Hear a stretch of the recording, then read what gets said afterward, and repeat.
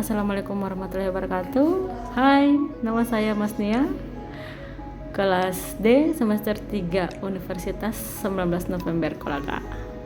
Nah, saya buat video ini dalam rangka tugas perkuliahan untuk mata kuliah Hukum Agraria.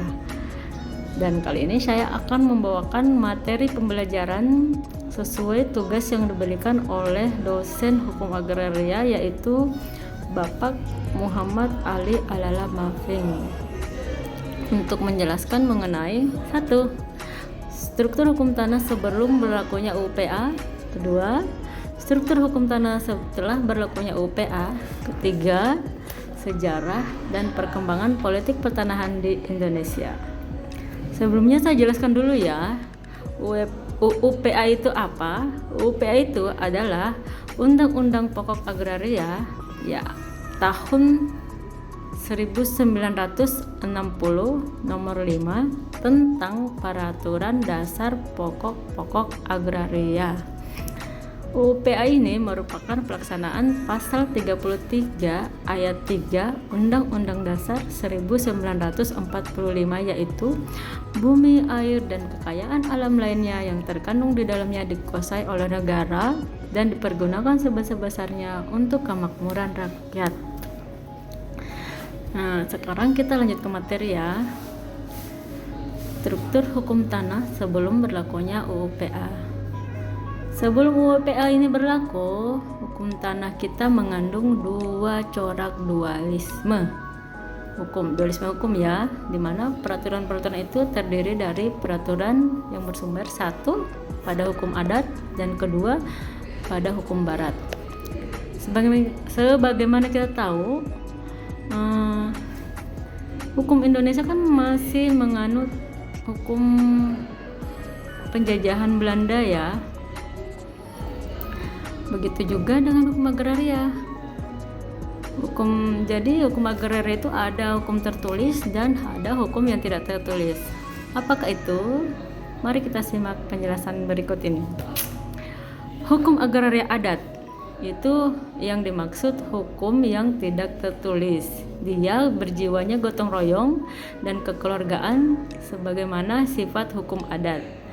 Nah, meskipun hukum agraria ini adat ini pokok dan asasnya sama, tetapi menunjukkan juga adanya perbedaan berdasarkan daerah atau masyarakat tempat berlakunya hukum agraria adat itu. Karena itulah hukum agraria adat itu isinya beraneka ragam sehingga disebut juga pluralistis. Nah, kelemahan hukum agraria adat ini di samping tidak tertulis juga tidak tegas dan tidak memberikan jaminan kepastian hukum. Oke, yang kedua, hukum agraria barat. Hukum agraria barat itu bersumber pada hukum perdata barat, khususnya yang diatur dalam KUH Perdata yang sebagian besar dimuat pada buku 2, 3, dan 4. Sifatnya tertulis dan karena itu formulasinya tegas dan mudah dipaksakan berlakunya sebagai hukum positif. Itu tadi penjelasan struktur hukum tanah sebelum berlakunya UPA. Sekarang kita lanjut dengan penjelasan struktur hukum tanah setelah berlakunya UPA ya. UPA ini berlaku pada tanggal 24 September 1960. Bunyinya adalah tentang peraturan dasar pokok-pokok agraria atau lebih dikenal dengan nama Undang-Undang Pokok Agraria. Sesuai dengan namanya, Undang-Undang Pokok. Jadi dia hanya memuat asas-asas pokok peraturan yang mengatur tentang bumi, air, ruang angkasa, dan kekayaan alam yang terkandung di dalamnya. Sehingga undang-undang ini hanya berfungsi sebagai payung bagi penyusunan perundang-undangan tentang sumber daya alam lainnya agar bersifat operasional. UPA mempunyai dua substansi dari segi berlakunya ya. Pertama, itu tidak memberlakukan lagi atau mencabut hukum agraria kolonial. Dan kedua, membangun hukum agraria nasional. Dengan demikian dapat disimpulkan bahwa berlakunya UU PA ini dapat menghilangkan sifat dualisme hukum tadi dan didasarkan pada hukum adat, menempatkan negara bukan sebagai pemilik sumber daya agraria, melainkan negara sebagai organisasi kekuasaan seluruh rakyat Indonesia yang hanya berwenang menguasai sumber daya agraria, konsepsi tanah, mempunyai fungsi sosial, serta berupaya memberikan kepastian hukum terhadap hak-hak atas tanah. Dengan dicabutnya aturan kolonial Belanda atas tanah jajahannya, maka yang diberlakukan terhadap tanah-tanah di Indonesia adalah hukum adat, dan pengelolaan kekayaan alam dipegang oleh negara untuk sebesar-besarnya kemakmuran rakyat. Nah, sekarang kita lanjut ke materi ketiga, yaitu sejarah dan perkembangan politik pertanahan di Indonesia. Berbicara tentang sejarah dan perkembangan politik pertanahan di Indonesia, ada 3 masa, yaitu masa penjajahan, masa awal kemerdekaan, hingga masa terbentuknya UU PA sampai zaman reformasi ya saat ini. Kita jelaskan satu persatu ya. Pada masa penjajahan, sebagaimana sudah saya jelaskan di atas tadi ya, terdapat 2 hukum kan, yaitu hukum adat dan hukum barat. Nah, akibat dari politik hukum pertanahan Hindia Belanda, maka hukum-hukum pertanahan berstruktur ganda atau dualistik, yaitu di satu pihak berlaku hukum tanah adat yang bersumber pada hukum adat, dan di lain pihak berlaku hukum tanah barat yang pokok-pokoknya terdapat pada buku 2 KUH Perdata yang merupakan hukum tertulis. Dengan demikian, di bidang penguasaan dan pemilikan tanah terdapat perbedaan hukum yang berlaku untuk golongan Eropa dan yang dipersamakan dengan itu, dan golongan timur asing berlaku hukum tanah barat berdasarkan ketentuan yang terdapat dalam buku 2 KUH Perdata. Sedangkan untuk golongan pribumi ya, berlaku hukum tanah adat yang bersumber pada hukum adat, sehingga terdapat adanya tanah-tanah yang dikuasai dan dihaki dengan hak-hak atas tanah berdasarkan hukum tanah barat, dan terdapat pula tanah-tanah yang dikuasai dan dihaki dengan hak-hak atas tanah yang berdasarkan pada hukum tanah adat. Tanah-tanah yang dikuasai dan dihaki berdasarkan hukum tanah barat berlaku pada buku 2 KUH Perdata, sedangkan tanah yang dikuasai dan dihaki berdasarkan hukum tanah adat berlaku hukum adat. Nah, konsekuensi dari sifat dualistis ini adalah bila hubungan atau peristiwa-peristiwa hukum terjadi di kalangan orang-orang dari golongan Indonesia asli akan diselesaikan menurut hukum adat, sedangkan bila peristiwa hukum yang terjadi di kalangan orang dari golongan Eropa dan dipersamakan akan diselesaikan hukum barat. Nah, apabila terjadi hubungan dan peristiwa hukum yang terjadi antara orang golongan Indonesia asli dengan orang golongan Eropa, untuk mengatasi persoalan hukum seperti ini ada yang disebut hukum antar golongan. Nah, dalam mengatasi persoalan-persoalan hukum agraria antar golongan, tanah merupakan titik pertalian sekunder, yaitu faktor yang menentukan hukum apa yang harus diberlakukan.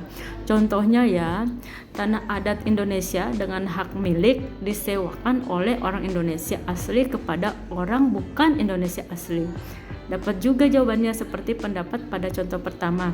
Tetapi apabila pihak yang bersangkutan dalam sewa menyewa tanah itu menghendaki dilakukan menurut hukum barat, dapat juga dilaksanakan. Dalam hal ini faktor tanah kesampingkan karena kehendak yang bersangkutan merupakan titik pertalian sekunder. Nah, dari dua uraian di atas menjadi jelas bahwa dualisme dalam hukum agraria itu mengandung banyak sekali masalah yang sulit untuk dipecahkan, meskipun akhirnya hukum agraria antar golongan itu mampu mengatasinya. Lanjut, kita bahas hukum agraria setelah kemerdekaan hingga tahun 1960 hingga reformasi saat ini ya. Sejak bangsa Indonesia menyatakan kemerdekaannya pada tanggal 17 Agustus 1945, maka mulai sejak saat itu merupakan titik awal bagi perkembangan politik hukum bangsa Indonesia pemerintah membentuk undang-undang dasar negara sebagai dasar konstitusional ya, termasuk titik awal pembangunan hukum nasional kita. Persoalan hukum agraria atau hukum pertanahan di negara kita sejak masa penjajahan hingga negara kita merdeka merupakan persoalan yang sangat penting untuk mendapatkan perhatian yang utama bagi pemerintah Indonesia. Terdapat tidak sekitar 80% penduduk bangsa Indonesia saat itu bermata pencarian petani. Sementara tanah-tanah pertanian yang subur dan tanah-tanah perkebunan yang sangat luas dikuasai oleh segelintir orang, yaitu penguasa dan pengusaha. Akibatnya terjadi kesenjangan yang luar biasa antara penguasa dan pengusaha yang menguasai tanah dengan seluas-luasnya, dengan masyarakat petani yang sangat miskin. Akhirnya dibuatlah aturan dan hukum yang berlaku berdasarkan pasal 2 Aturan Peralihan Undang-Undang 1945. Sehubungan dengan hal tersebut, pemerintah sedikit demi sedikit melakukan penyesuaian aturan hukum disesuaikan dengan kondisi masyarakat dan bangsa Indonesia yang merdeka. Beberapa aturan hukum yang disesuaikan adalah sebagai berikut. 1. Hubungan antara domain Pengklarin dan hak rakyat atas tanahnya, khususnya hak ulayat. 2. Negara bukan lagi sebagai pemilik, akan tetapi hanya diberi wewenang untuk menguasai. 3. Penghapusan hak-hak konversi. 4. Semua tanah milik raja. Rakyat hanya sebagai pemakai dan wajib menyerahkan kepada raja 1/2 atau 2/3 hasil kepada rakyat. Itu dia yang dirubah, yang 4 poin yang dirubah. Namun demikian, perangkat-perangkat hukum tidak bisa juga menyelesaikan persoalan pertanahan yang ada di Indonesia, sehingga pemerintah sejak terbentuknya Undang-Undang Dasar 1945 akhirnya melahirkan Undang-Undang Nomor 5 Tahun 1960 tentang Peraturan Dasar Pokok-Pokok Agraria. Peraturan Dasar-Dasar Pokok Agraria. Dengan lahirnya UU PA, maka dengan jelas mencabut ketentuan buku 2 KUH Perdata khusus tentang tanah dan agrasi cewet beserta peraturan-peraturan pelaksanaannya yang mengatur masalah tanah. Terbentuknya UU PA menjadi kodifikasi dan unifikasi hukum di bidang agraria. Dengan telah diundang-undangkannya UU PA, maka 1. Undang-undang kolonial, hukum tanah kolonial itu dihapuskan. 2. Undang-undang pokok agraria mengakhiri pluralisme atau dualisme hukum tanah Indonesia. Itu berlaku satu waktu. Nah, pluralisme hukum yang dimaksud itu hukum tanah adat, hukum barat, hukum antar golongan, hukum administratif, dan hukum swapraja. Ya. Dengan berlakunya UU PA, maka terjadilah perubahan yang fundamental pada hukum agraria di Indonesia, terutama di bidang pertanahan. Peraturan inilah yang menjadi fundamental mengenai struktur perangkat hukum, konsepsi yang mendasari maupun isinya. Dan dengan berlakunya UPA ini, bangsa Indonesia telah mempunyai hukum tanah yang bersifat nasional. Hukum UPA ini juga menjadi titik balik dari pengaturan hukum tanah dari regulasi yang hanya menguntungkan kolonial.